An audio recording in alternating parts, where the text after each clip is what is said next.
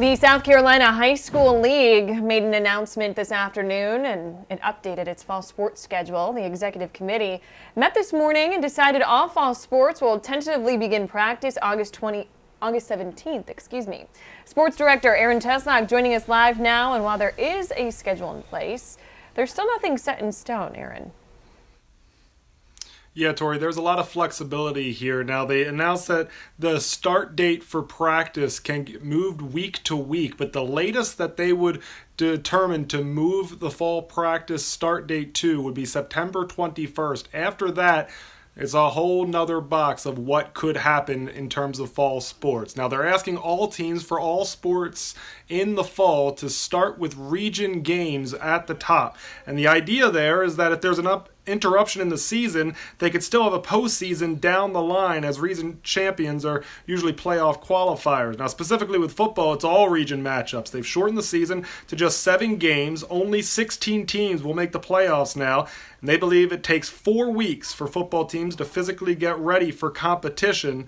So as of now, if the practice starts as scheduled on August 17th, the first week of high school football games would be September 11th. Here's a breakdown of what the football schedule tentatively looks like right now.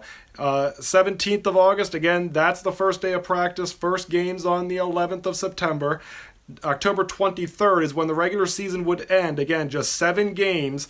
The playoffs begin a week later on October 30th with state championships set for November 20th. Now, again, they can push back week by week depending on how the virus and the state is standing in terms of COVID-19. The High School League went with this plan as opposed to one submitted by a district which said they wanted to flip sports seasons, so spring in the fall in the spring. This one, they say, allows them to be more flexible if there is potential delays or cancellations due to both the virus and potential severe weather in the fall. However, if the start of practice gets delayed past September 21st, the South Carolina High School League still has the option to push football even further back in the year or even to the spring. As Commissioner Jerome Singleton says, it's still a moving target. It could be on top of another sports season. So you got a kid that's a multi-sport athlete, they may have to make a decision between sports. But we take advantage of the opportunity as it presents itself.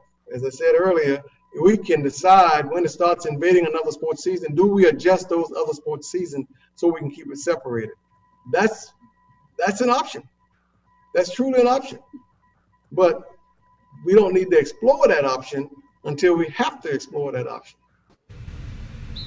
Singleton adds that as long as a high school student is enrolled in school, they can play sports. Doesn't matter if they're in school or participating in e-learning, and they're not considering fans at games as of now, as the governor's order still has an order in place, banning large gatherings at sporting events. Commissioner Singleton adds that, to the best of his knowledge, 19 schools statewide have had positive COVID tests since they've started their Phase 1 return to play plan. They're still in Phase 1 right now, so that's still just lifting weights and conditioning drills.